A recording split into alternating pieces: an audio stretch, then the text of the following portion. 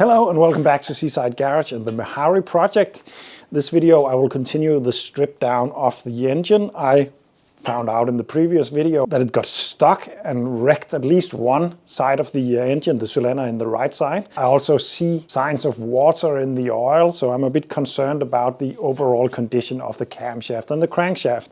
So what I'm going to do is to strip it down and then decide whether to rebuild or to find another engine for this one, because it is rather simple to rebuild, but it needs to be a little bit cost effective. So if everything is wrecked and I need a lot of new parts, then it would be a lot cheaper to get another one.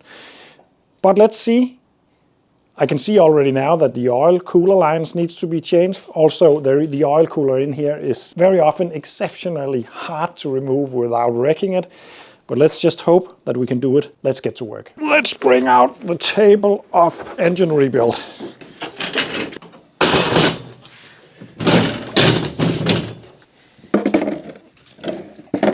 As mentioned,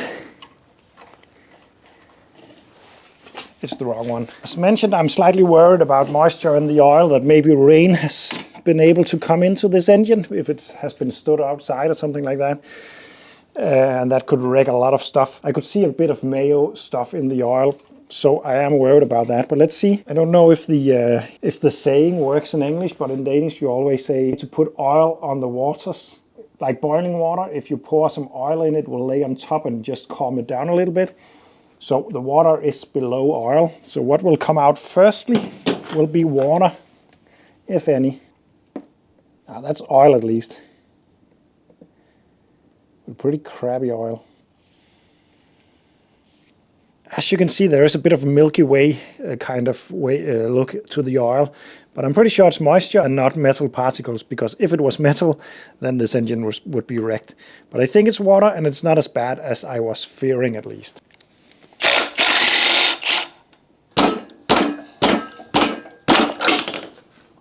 Woo!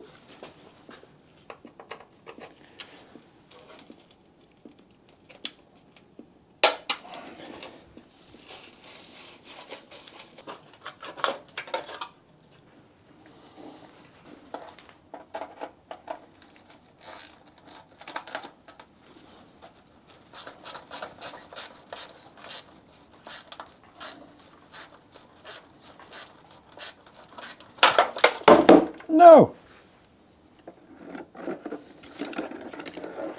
Well, it was starting to squeak a little bit, so now it's oiled. That's good. Nice.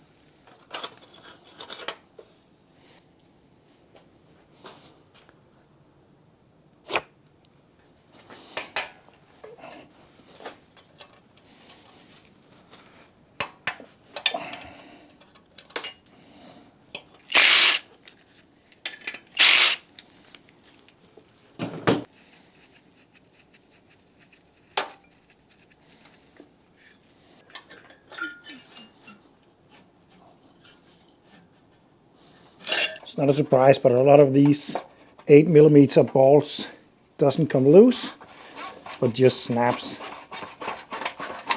This one did though.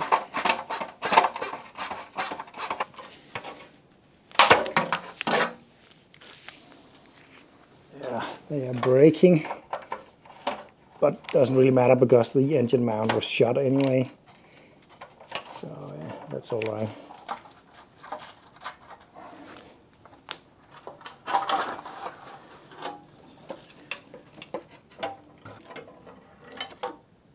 And here comes the oil cooler bolts, and those are notorious difficult to get out. I'm just gonna try gently without doing anything, but I might end up using heat and stuff.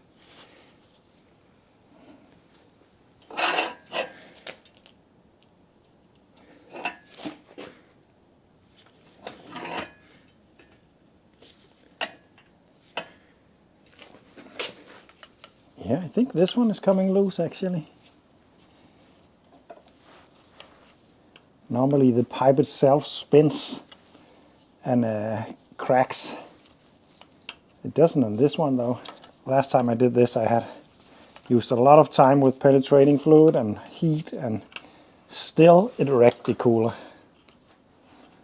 So this is good. Ah, very easy, impressive and surprising.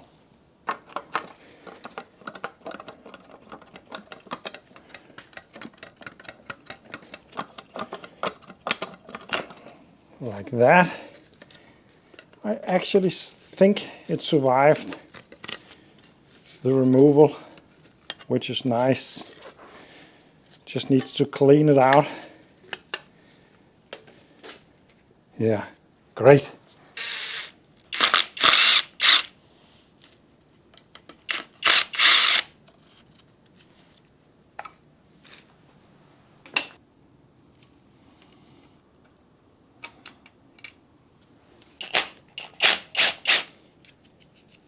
And the fuel pump.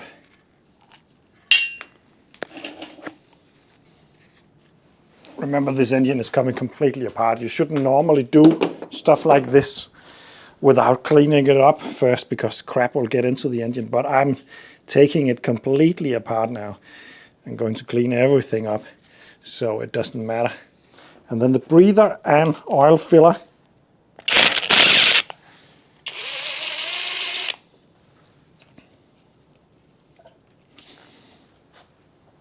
And next up, I want to separate the engine parts so I can get the crankshaft out. To do that, I will have to remove it from this.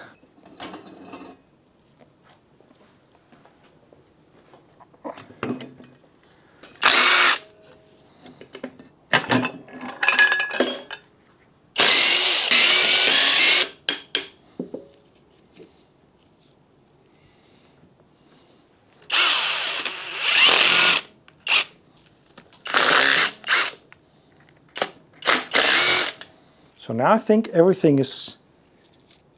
Ah, there's another one there. There are so many hidden bolts on this. But I'm getting pretty close to being able to take the two halves apart. And that will reveal the crankshaft and the camshaft.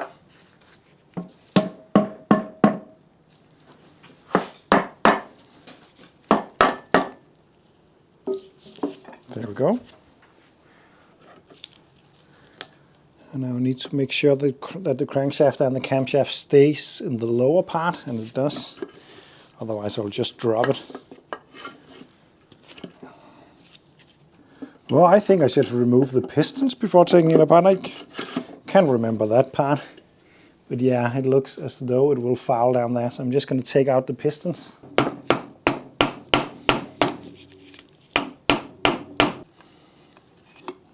There we go, like so.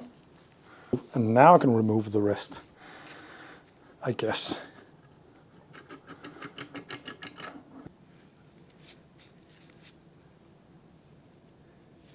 It's quite rusty in here.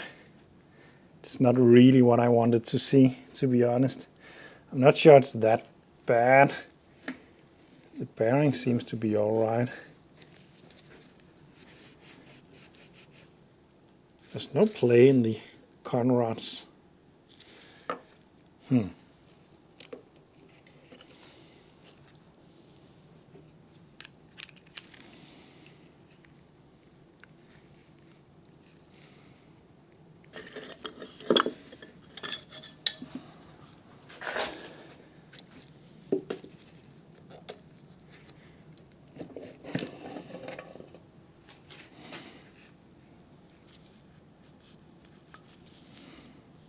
And there we go, the crankshaft is out.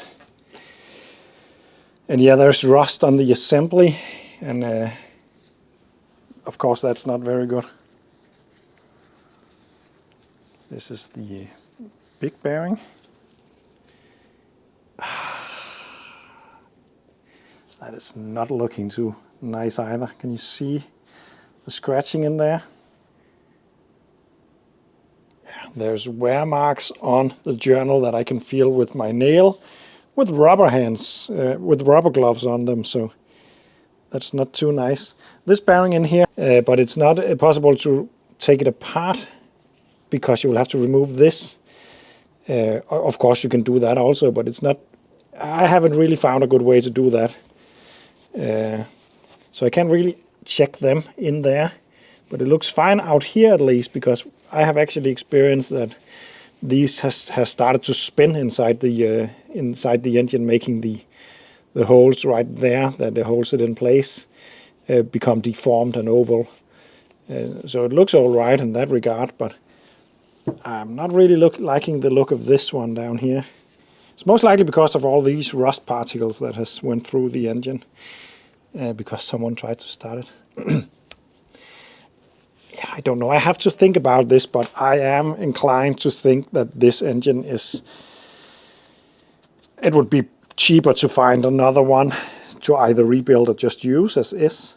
So I'm just going to have to do some thinking and also some calculating, because I could rebuild this, but if it depends on how expensive it's going to be. But hey, I did discover something interesting, because the source of the actual engine failure, or the engine seized up when I tried to turn it over last time, I was pretty sure that it wasn't because of rust scales, which is normally a problem when they stand for a long time, but it felt different. But take a look at this. For once, this bearing in here is loose. It's not supposed to be, but it is also cracked. A big piece of it is missing right there. Can you see it? So this is snapped off and has become lodged in between the piston and the barrel and wrecked it. That's got to be the reason for that, at least. And this one also corresponds to the side that was stuck. So this is the problem it had. So I will wrap this video up right here. I have a really weird smell of really burned oil. It almost smells like electronics. I haven't smelled oil smelling like that before. I think something has been really hot in here, but I don't know. Anyway, I am inclined to say that this engine would be too expensive to rebuild, because of course it's possible. I will have to do some checking up on stuff, because if I can just buy another crankshaft, of course it would be possible to just use the block, because the block seems just fine. And I can also use the crankshaft, I'd say. Or not the camshaft is also usable, I'd say. But the rest of it, and of course the piston and the barrels needs to be changed. So I will have to do some thinking, because that could be too expensive to actually make it worthwhile to do. There's a lot of crap in this engine. Anyway, thanks for watching, and see you in the next one.